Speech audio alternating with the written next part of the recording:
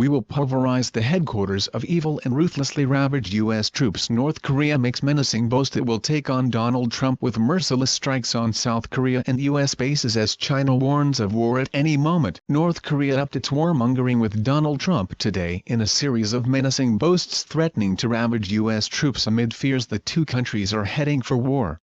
The secret of state vowed to pulverize U.S. bases in South Korean capital Seoul if it was threatened by the U.S. military, which is carrying out drills on the Korean peninsula. A U.S. aircraft carrier group is steaming towards the region. It claimed it would ruthlessly ravage the U.S. if Washington attacked. China warned the region could go to war at any moment. The rhetoric comes after North Korea warned that President Donald Trump's troublemaking and aggressive tweets have pushed the world to the brink of thermonuclear war. Pyongyang's Vice Minister Han Song-ryol accused Trump of building up a vicious cycle of tensions and warned the U.S. against provoking North Korea militarily. He said, "We will go to war if they choose."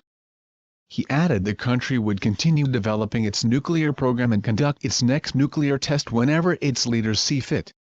In the past week Trump has shown his willingness to launch military strikes, with U.S. missiles deployed in Syria and Afghanistan. In other developments today, as tensions heighten in the Korean peninsula, the North Korean Foreign Ministry's Institute for Disarmament and Peace warned a thermonuclear war could break out at any moment. China's Foreign Minister Wang Yi said anyone who provokes conflict would pay the price, and said there would be no winners. China warned war could break out at any moment. Air China announced that flights between Beijing and Pyongyang will be suspended from Monday. The Kremlin voiced concern about the escalation of tensions, and called for restraint from all parties. The Korean People's Army in North Korea threatened to pulverize U.S. military bases in South Korea, and the South Korean Presidential Blue House.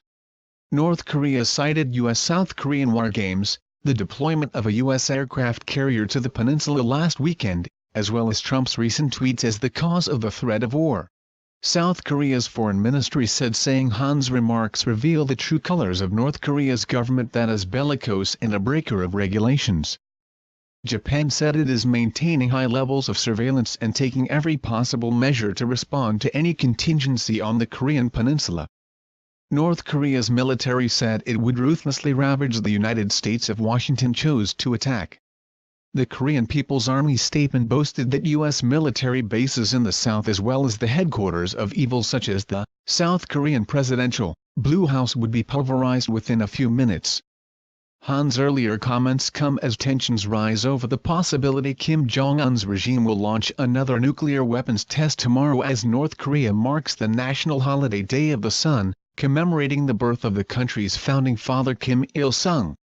At the same time, a spokesman for the North Korean Foreign Ministry's Institute for Disarmament and Peace issued a statement condemning the United States for attacking Syria last week, while also calling for peace by strength.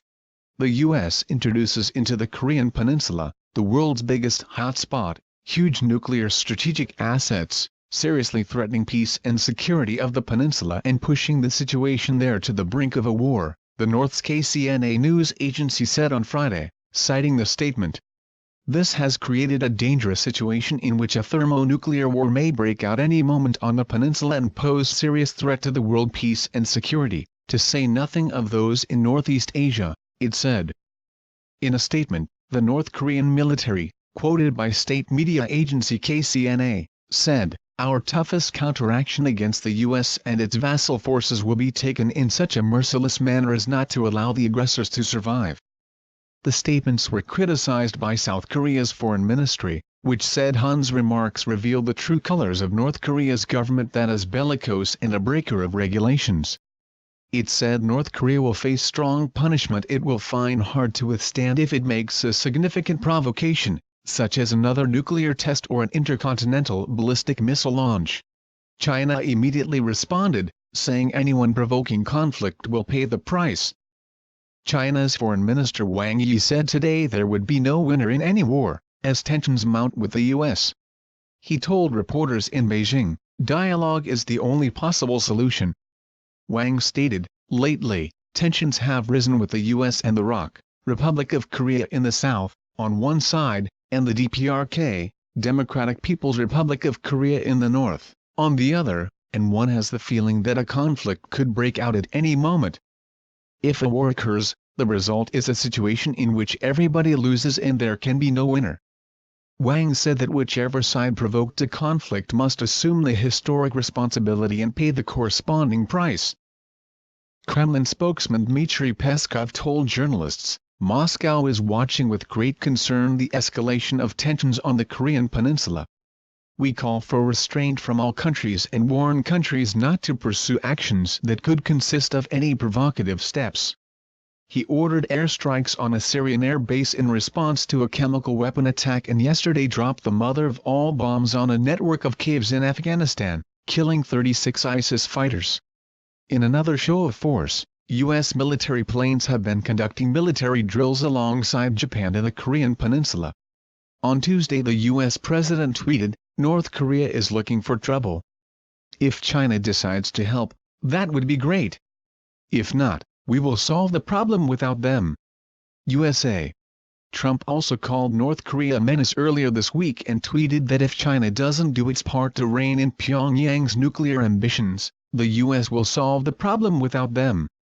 Han said, as long as the nuclear threats and blackmail go on with the military exercises, we will carry forward with our national defense buildup, the core of which is the nuclear arms buildup. He also talked of a sixth nuclear test, saying, that is something that our headquarters decides. At a time and at a place where the headquarters deems necessary, it will take place. The North Korean official dismissed the suggestion Trump made last year during his presidential campaign that he was willing to meet Kim, possibly over hamburgers. I think that was nothing more than lip service during the campaign to make himself more popular, Han said. Now we are comparing Trump's policy toward the DPRK with the former administration's and we have concluded that it's becoming more vicious and more aggressive. U.S. Vice President Mike Pence will embark on a 10-day visit to Asia, starting in South Korea on Sunday with contingency plans should it coincide with a nuclear test, a White House advisor said. CIA Director Mike Pompeo said North Korea was closer now than it had ever been to being able to threaten the United States with a nuclear-tipped intercontinental missile and increased its technical know-how with each new test. Experts do not believe North Korea has a deliverable long-range nuclear weapon, or intercontinental missiles. But that could change within the next few years, as experts say North Korea could have a viable nuclear warhead and a ballistic missile capable of hitting the U.S. mainland during Trump's watch as president. Kim may be able to strike the U.S. mainland within 4 years, warns ex-CIA director. North Korea could be capable of carrying out a missile strike on the U.S. mainland within Donald Trump's first term as president, a former presidential advisor has warned. Dennis Wilder, who is a special assistant to George W. Bush, urged world leaders not to underestimate Kim Jong-un. Wilder, who has served as CIA Deputy Assistant for East Asia and the Pacific, told ABC that North Korea could develop long-range intercontinental ballistic missiles capable of hitting the U.S. West Coast within 4 years. He said, "We believe, and American intelligence estimates say this, that the North Koreans could have such a weapon within the next 4 years. In other words, during the term of President Trump." But he warned that as tensions heighten, it is the South Korean population which is currently at the greatest risk from Pyongyang. Wilder said, Seoul is within artillery range of the demilitarized zone. We know that this is a dangerous situation for the South Korean people and the 10 million people there. Aerial photos taken Tuesday show continued activity at the Punggye-ri nuclear site where U.S. officials fear a nuclear device has been installed in a tunnel ahead of another test. And Han, referring to North Korea as the Democratic People's Republic of Korea, said Friday, if the U.S. comes with reckless military maneuvers then we will confront it with the DPRK's preemptive strike. We've got a powerful nuclear deterrent already in our hands, and we certainly will not keep our arms crossed in the face of a U.S. preemptive strike. The message had been echoed in the days before, when North Korea said it would launch a merciless retaliatory strike against U.S. military action. Pyongyang also recently launched a ballistic missile and some experts say it could conduct another nuclear test at virtually any time. But North Korea blames Trump and the U.S. for the rising tensions, according to Han. Trump is always making provocations with his aggressive words. so that's why. It's not the DPRK but the US and Trump that makes trouble, he said. The annual military exercises have consistently infuriated the North, which views them as rehearsals for an invasion. Washington and Seoul deny that, but reports that exercises have included decapitation strikes aimed at the North's leadership have fanned Pyongyang's anger. Our stance toward their hostile policy is strident and clear-cut, Han said. Now the Trump administration is thinking about several options as regards the DPRK. Those options include such reckless options as headquarter decapitation and the preemptive strike. Whatever comes from the U.S., we will cope with it. We are fully prepared to handle it. U.S. intelligence officials told NBC if the U.S. is convinced North Korea will follow through on a test, it can preemptively deploy Tomahawk missiles from 2 warships parked in the region. Bombers are also being lined up in Guam, and cyber and special operations on the ground may be utilized, the officials said.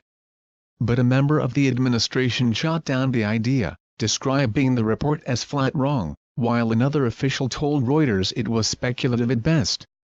The Pentagon declined comment, saying, as a policy, it does not discuss future operations nor publicly speculate on possible scenarios.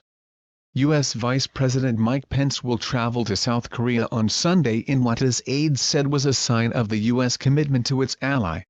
Pence's Seoul stop kicks off a long-planned 10-day trip to Asia, his first as vice president, and comes amid concerns that Pyongyang could soon conduct its 6th nuclear test. President Donald Trump has warned against further provocations, sending an aircraft carrier group to the region as a show of force. His officials have been assessing tougher economic sanctions as well as military options to curb North Korea's nuclear ambitions. Pence plans to celebrate Easter with U.S. and Korean troops on Sunday before talks on Monday with acting President Hong Kyo-ahn. We're going to consult with the Republic of Korea on North Korea's efforts to advance its ballistic missile and its nuclear program, a White House foreign policy advisor told reporters, previewing Pence's trip. Pence will land in Seoul the day after North Korea's biggest national day, the Day of the Sun.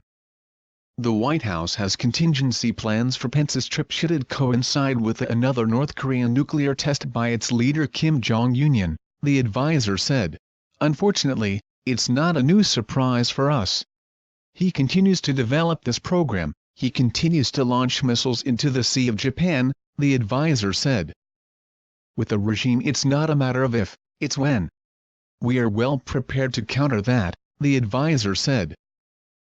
U.S. officials have played down the prospect of any military strike against North Korea, which would likely provoke massive North Korean retaliation and huge casualties in Japan and South Korea and among U.S. forces in both countries. China, North Korea's sole major ally and neighbor, opposes its weapons program and has called for talks leading to a peaceful resolution and the denuclearization of the peninsula. Military force cannot resolve the issue, Chinese Foreign Minister Wang Yi told reporters in Beijing. Amid tensions we will also find a kind of opportunity to return to talks. Japanese Prime Minister Shinzo Abe also underscored fears about possible threats from North Korea, telling Parliament in Tokyo that Pyongyang could have the capacity to deliver missiles equipped with sarin nerve gas. Kim Jong-un made a public appearance in Pyongyang on Thursday, to open a housing project featuring residential tower blocks of various shapes, round, square and octagonal, with the tallest proclaimed as 70 stories, or 234 meters, high, and including nearly 5,000 apartments in total. Around 200 foreign journalists are in Pyongyang as the country marks the 105th anniversary of Day of the Sun. Officials had given no details as to the nature of a planned big event today or where it would take place, and similar announcements in the past have been linked to relatively low-key set pieces. In the end, it turned out to be the grand unveiling of a block of flats. In 2016, for example, foreign journalists underwent hours of investigation by North Korean officials ahead of what turned out to be a pop concert to mark the finale of a ruling Workers' Party Congress. Washington-based 38 North, who monitors North Korea, has reported unusually high levels of activity at the Punggye-ri nuclear test site over the past 4 weeks. New satellite imagery from April 2 showed there was more activity around the North Portal, which is the tunnel where the 4 most recent nuclear tests have taken place. It was revealed that Kim Jong-un had overseen a Special Forces commando operation, watching from an observation post as Special Forces dropped from light transport planes like hail and mercilessly blew up enemy targets. With a broad smile on his face, Kim praised his troops for their precision, saying the bullets seemed to have their own eyes, KCNA said, without identifying when the operation was held. The Rodong Sinmun, the official mouthpiece of the ruling Workers' Party, carried several photos from the contest, including one of Kim watching the troops parachuting down from jets into an open field. Another showed him grinning from ear to ear as he walked by cheering soldiers.